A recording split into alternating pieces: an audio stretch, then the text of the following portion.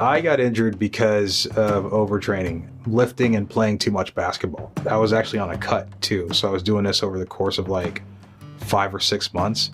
And so I'm already at a calorie deficit. I'm training for 120 minutes, and then I'll go play basketball for like 30 minutes. And that was just too much for my body to handle. You know, the quality of care is a lot higher than what you would get through an in-network doctor.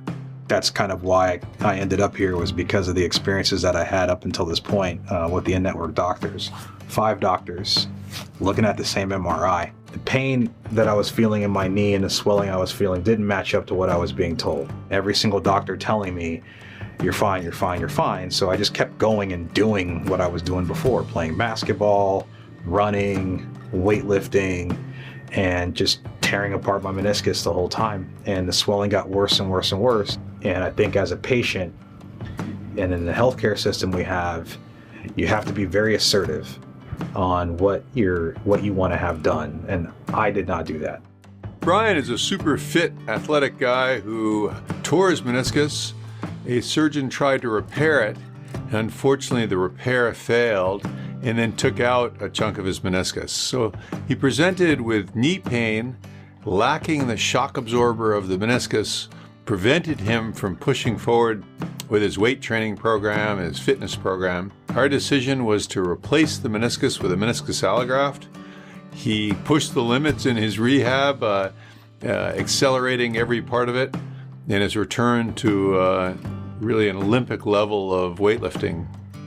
Recovering from a knee surgery is very humbling, and it's the most mentally challenging thing I've ever had to go through in my life. Coming here was a much more different experience. Dr. Stone's got his own MRI machine. You know, they go in there pre-surgery, post-surgery, make sure everything looks good. His staff here is amazing, very nice. Everyone remembers your name. Athletic directors, amazing as well. You want to make sure that your goal is to get back to where you were before, or maybe even better. The surgery part is very important. The PT part, I would almost say, is more important. What you do for PT and then what you do on your own time is really going to get you over the hump. Before Stone Clinic, I could not exercise. I could just walk. And after Stone Clinic, I'm already back in the gym lifting again, and that feels really good. Just started running again and have a much more active life.